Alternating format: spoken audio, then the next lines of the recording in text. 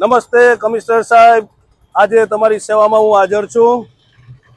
આજનો વિષય છે આઇકોનિક ખાડો। સાહેબ, આપણે ઊભા છીએ તમારા રેલવે સ્ટેશન રોડ ઉપર। મહાનગરપાલિકાથી વોકિંગ ડિસ્ટન્સ થાય છે સાહેબ।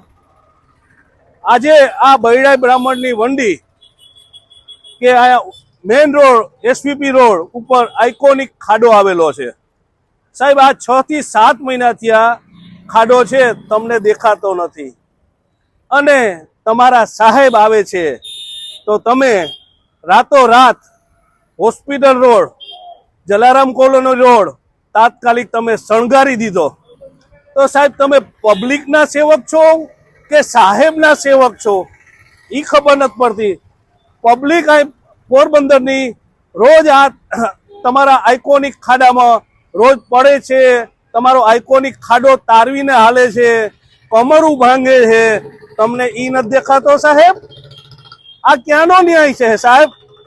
પણ ખરેખર તમારો આઇકોનિક ખાડો પોરબંદરની પ્રજા જોવે જ છે કે તમે સુંદર મજાનો ખાડો રાખ્યો છે।